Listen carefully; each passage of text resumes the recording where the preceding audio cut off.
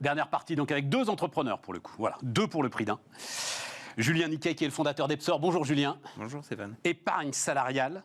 Pas seulement d'ailleurs, épargne retraite aussi. Également. Épargne retraite et épargne salariale. Et puis Pierre Chapon, bonjour Pierre. Bonjour Stéphane. Cofondateur de Préto. Et là, on est sur le crédit immobilier. Vous allez me dire quel rapport entre l'épargne salariale et crédit immobilier. Le rapport, c'est que ce sont quand même des champs d'intervention, on va dire ça comme ça, qui sont entre les mains de géants. Et moi, ce qui m'intéresse, c'est de voir que de jeunes entrepreneurs se disent « Oui, moi, je peux monter sur ces dinosaures-là, finalement, c'est ça le sujet. » Mais d'abord, on va présenter un peu vos différentes offres. Donc, Julien, Epsor, je dis simplifier l'épargne salariale. À la limite, l'épargne retraite m'intéresse peut-être même encore plus. C'est quoi la proposition de valeur? Qu'est-ce qui vous fait penser que par exemple, aux grandes banques qui gèrent aujourd'hui l'épargne salariale de très grandes entreprises, vous avez une valeur ajoutée à apporter? Oui, en fait, on a vu 2 constats sur l'utilisation de l'épargne salariale. Pour la majorité des épargnants, c'est un peu du chinois. C'est-à-dire qu'on reçoit une prime, on doit faire un choix de placement et en fait, on voit tous très bien comment le salarié doit faire un choix, mais c'est pas très bien comment s'y prendre. Il voit des fonds, des supports de placement, mais je sais pas. Moi, je vais dire mon expérience. T'as des niveaux. Bon, c'est vrai que je connais peut-être, mais t'as des niveaux de risque. Ça paraît assez clair, quoi, quand même. Alors, tu prends beaucoup de risques, un peu de risque, pas de risque du tout. Pour pas mal de gens, ils demandent conseil à la machine à café, mais sont pas forcément très avertis et très à l'aise pour faire un choix sur leur support de placement. D'accord. Et ensuite, si on regarde le support de placement, il peut être souvent assez opaque. C'est-à-dire que si mon entreprise a choisi un prestataire bancaire pour sa solution d'épargne salariale, je vais avoir finalement les quelques fonds du prestataire bancaire. J'ai absolument pas de choix pour aller chercher tel ou tel gérant. Et si je veux chercher à comprendre dans quoi mon épargne est investie et combien je paye, c'est pas toujours évident. Ce que tu dis, c'est que c'est bon pour personne. C'est pas bon pour celui qui n'y connaît rien parce que il n'est pas très éclairé. Et c'est pas bon pour celui qui veut être très actif avec son épargne salariale parce qu'il est un peu emprisonné. Tout à fait.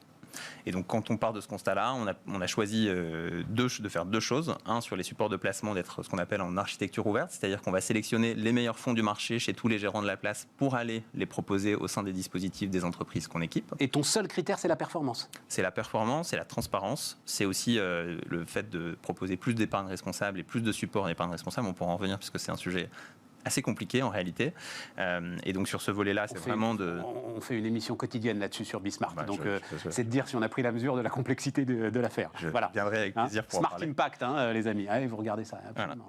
Voilà. Et donc on fait en sorte de sélectionner les meilleurs fonds du marché sur ces différents critères.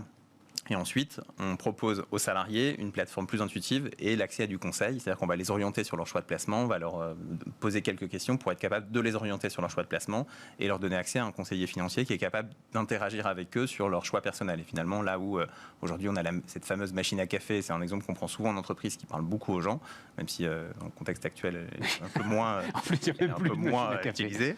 Mais c'est quelque chose qui parle pas mal aux gens et donc on vient remplacer ça. Et on a une première clé sur... parce que c'est ça la question là, du quart d'heure qui nous reste, c'est comment est-ce que j'arrive à monter sur un tel dinosaure. La première clé, à mon avis, c'est toi, tu ne fais que ça. Exactement. Les autres, ils ont d'autres agendas. Les banques, elles ont des produits à placer.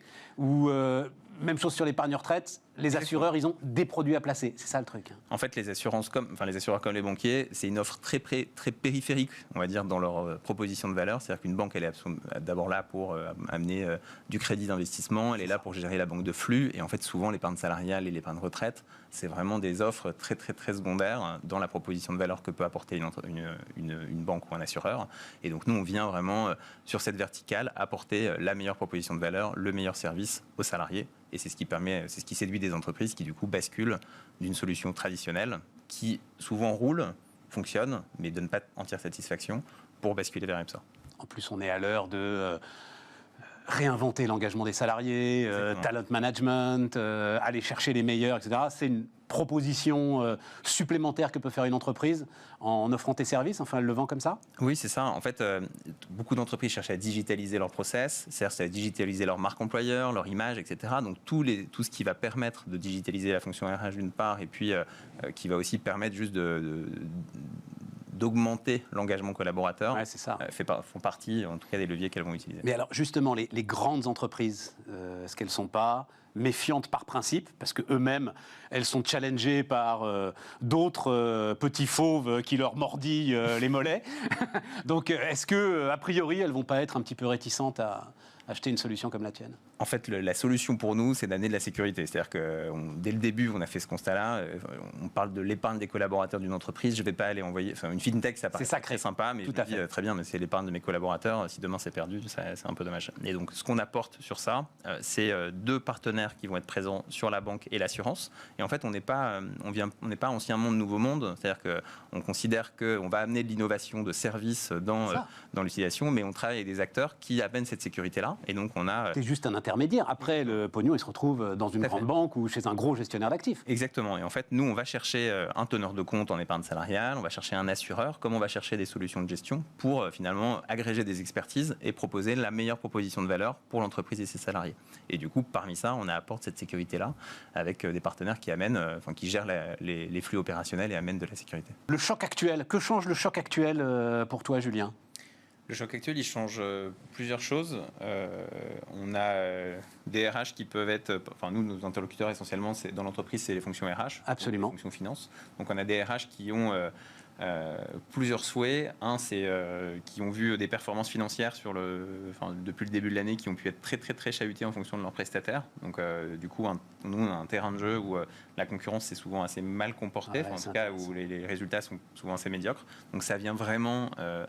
inviter les directions des ressources humaines à remettre un peu en question le prestataire existant. Donc ça, c'est la bonne nouvelle. Parfois, on a de l'autre côté des secteurs où c'est plus du tout la priorité. C'est-à-dire que quand on s'adresse, on avait des très beaux prospects dans le secteur du tourisme, de l'événementiel. S'ils m'écoutent, ils se reconnaîtront et on les adore et on les soutient à fond. Mais en ce moment, honnêtement, c'est pas leur priorité que de changer de prestataire d'épargne salariale. Non. Ça, on le comprend. Et donc, au milieu de tout ça, on a des entreprises pour qui c'est un sujet prioritaire parce qu'elles ont la capacité à le faire. Il y en a qui se disent, certes, je ne verserai pas de participation d'intéressement l'année prochaine, mais c'est justement l'occasion en fait de venir redorer un peu ce qui existe maintenant et de mieux valoriser le stock d'épargne qui a déjà été fait. Et puis il y en a d'autres où ce sera... mais c'est intéressant. Remise en concurrence parce que le choc a mis en lumière que les performances passées... C'était quoi ? C'est quoi la performance passée ne présage pas des performances futures. Voilà, exactement. D'où la nécessité d'une très grande transparence pour pouvoir expliquer des accidents, parce qu'il y aura toujours des accidents sur les marchés. C'est normal, voilà, exactement, mais il faut une très grande transparence. Il faut être vigilant.